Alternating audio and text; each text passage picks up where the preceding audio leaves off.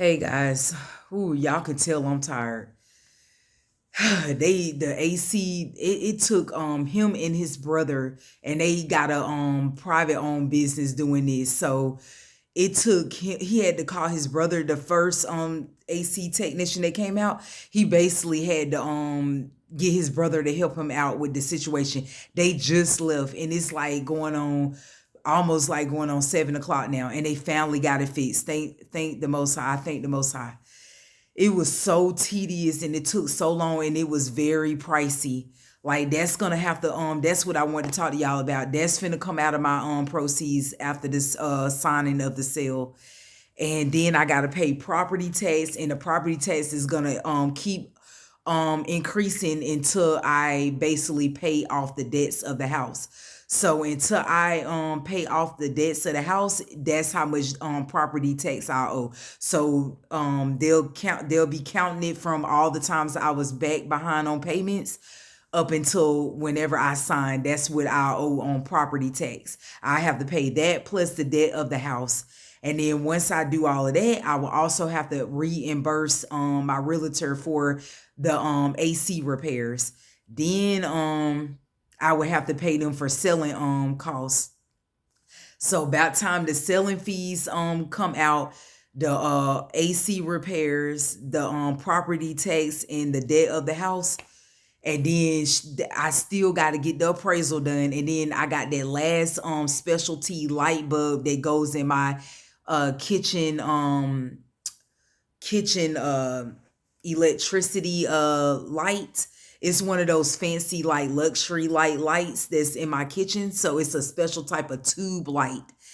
And the electrician, one of them had broke in his truck, one of the brand new tube lights. So he finally got in touch with her today and said he'll be out tomorrow morning, but he didn't give her a specific time. So once I get him to put that in, and then I meet up with the appraisal tomorrow. So I got another full long day of this shit. So the appraisal gotta come out, and then the other guy for the other situation. Once them two things done, then I'll be completely done. Then I'll be dealing with another situation of getting all of this stuff out of my house. So if I don't get it to sell off of eBay, I'm gonna have to just and I'm having a hard time getting Salvation Army on the phone. So I'm just gonna call them directly because now I don't have much time, because for you know it, it'll be the 31st and we'll be going into November. So I'm just gonna keep praying about it. I'm not gonna panic about it or whatever, and I'm just gonna pray about this whole ordeal and just keep praying to the Most High that I can get all of this stuff out of my house. Because at this point, I don't need to be paying for nothing monthly and nothing extra. I need to minimize everything to the damn T. I don't need to have nothing but what can fit in my damn car. That's the only thing I need to have. And the only thing I need to pay U-Haul for is my car storages. That's it. Just car storages to store both of my vehicles. That's it. And then now I'm finna have to work on like the RVs. That's not a problem because people, special staff, salesman staff are already working closely with me. So I'll probably go with Camping World or another specialty RV place that has their own business. It'll be either or. I'm not sure if I'm gonna go private. And then I'm just having the issue of the vehicle. I did find a vehicle. It's a bit pricey, and it's all the way in North Georgia. And I told my realtor about it, so I gotta see if she'll be, cause she's gonna help me with everything. But it's just she told me North Georgia, that's like a little out of the way. So she basically still told me I can share it with her so she can kind of decide if she can drive me out there. Because the reason why she would have to help me do that is because if I take one of my cars and I decide I want to get it, then I can't get myself back or whatever. So I would need a way there. So if I yeah, I don't even know what I'm trying to say now because I'm damn tired as hell. Basically, yeah, I couldn't drive my car there because if I decide to get the car, then I wouldn't be able to take both of them. So that's that. And then she's basically been kind of looking out for me and trying to find, It feel like I got like an ear infection. My ear is sore. I'm just stressed out, man. I'm tired.